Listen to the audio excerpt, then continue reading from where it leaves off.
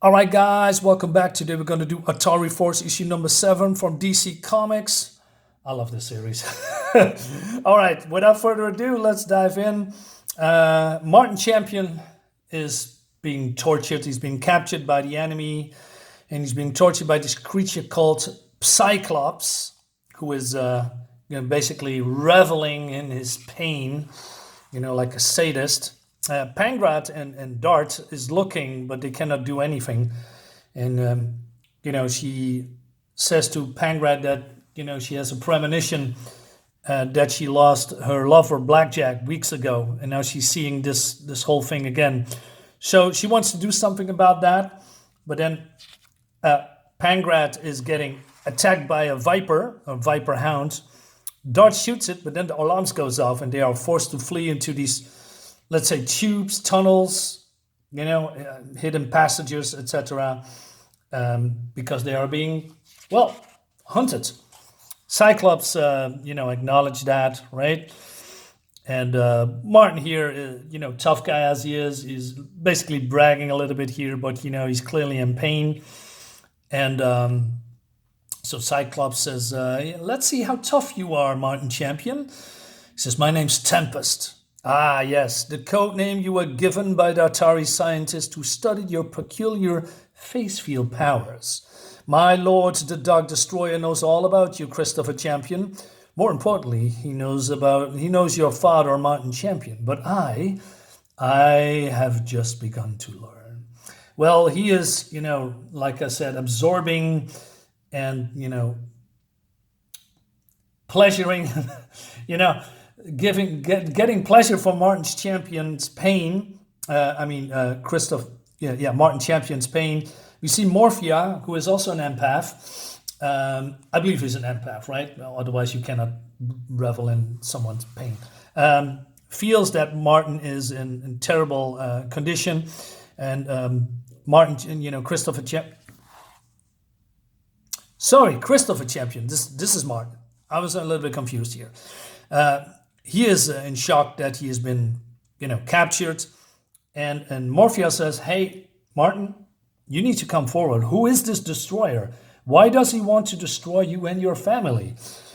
And he says, now this is the time, Morpheus. Try to reach Dart and Pagrat if they're still free over there. They are, but I fear may not remain free for long. The destroyer's crew has pinned them down outside the main engine room. So Martin is blaming himself. He's enraged because he says, the plan was foolproof, right? Going in with a canister of gas, getting the whole crew to sleep, and then, taking out the destroyer. But it went wrong. So he takes matter in his own hands, and he leaves with a shuttle, and the destroyer sees that, and he's making contact with the spaceship, and he says, Commander Champion to the enemy. You win. Permission to come on board? Granted. Karg, activate the tractor beam and prepare for a suitable reception. Meanwhile, we have Officer Rydent, who is the brother of Pagrat, is watching hundreds of kilometers away because he doesn't know what's going on, and he's very curious about what's happening in there, so he's biding his time.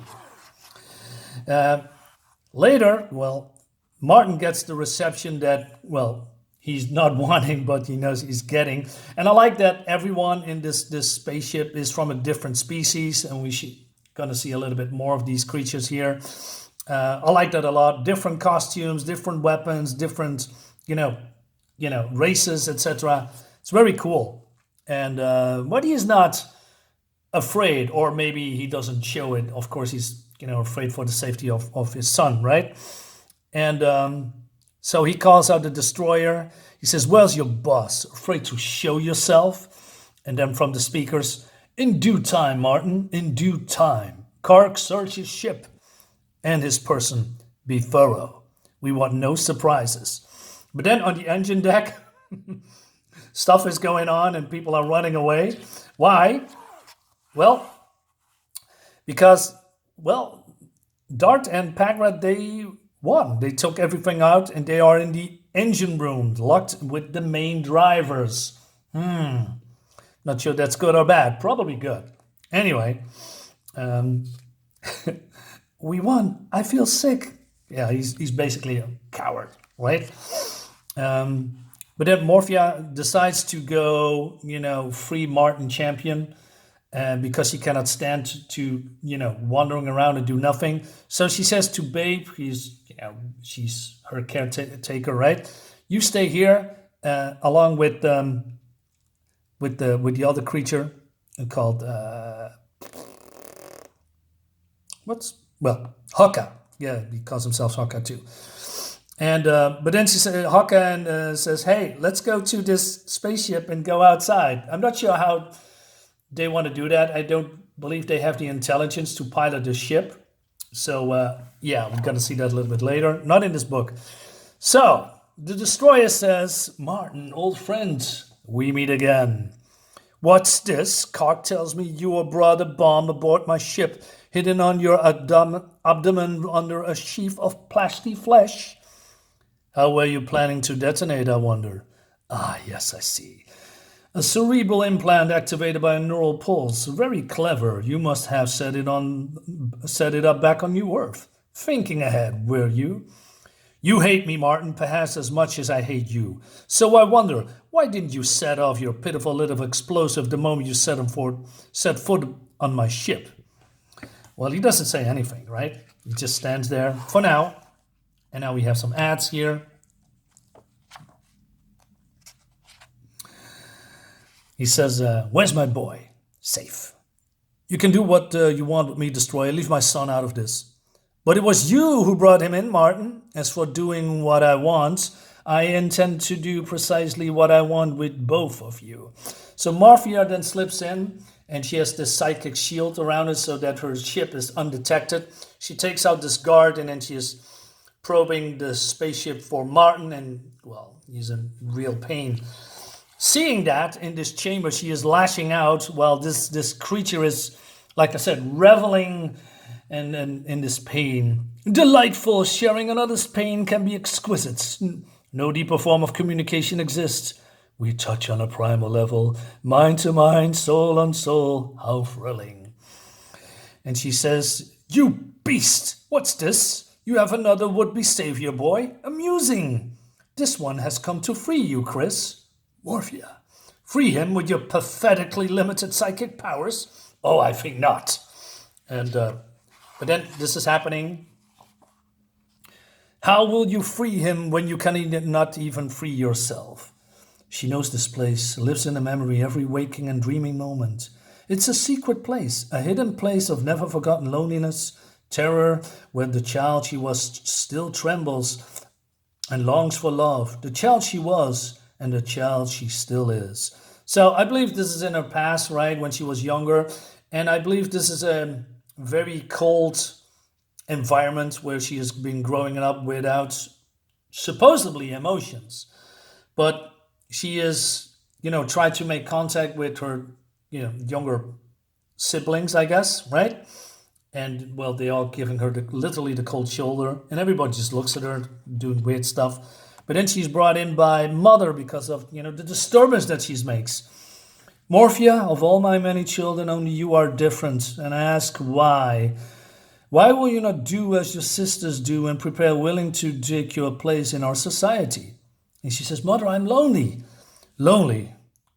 With a world full of siblings, and what is worse, you use the forbidden pronoun I. Morphia, you are such a disappointment to me. You must be punished. The trouble is, you have an identity. We'll soon dispose of that. She reels. Her thoughts, her mind, her sense of self are being stripped away. She is fragmenting, dissolving.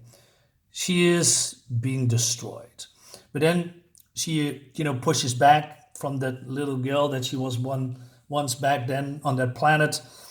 And she is now confronting herself and lashing out towards her tormentor with, doubling in power. And he says, the pain, I cannot bear the pain. A moment there, Morphia staggered when Cyclops' brain blast hit her. Thought she was going down, but look at her now. And Heralco, use your weapons, annihilate her. Your toys cannot protect you, beast. But the pain is more than I can stand. Please stop.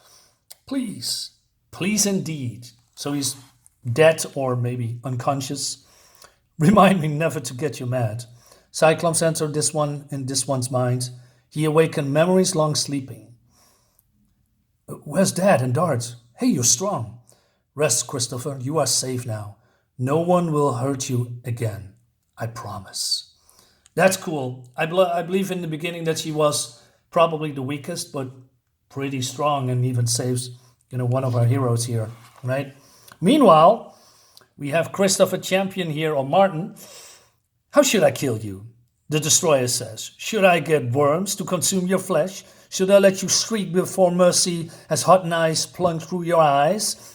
Should I kill you as your son looks, or kill your son as you watch, helpless? How should I kill you, Martin Champion?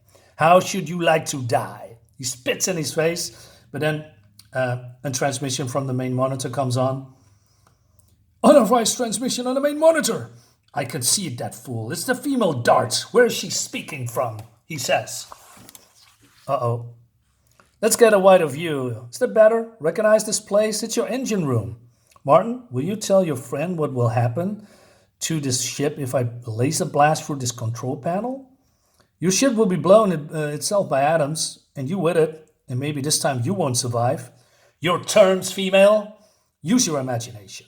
Give them the probe, release them, and prepare for immediate departure. I want them off this ship in 5 minutes. Your people have won a round, Martin, only a round. Penguin says, we won. So they're going off ship, basically, and, the Destroyer and his crew just blasting away.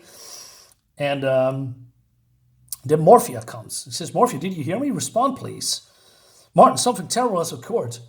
This one has returned to scanner 1 with Christopher. My boy, is he all right? He is injured, but he will heal.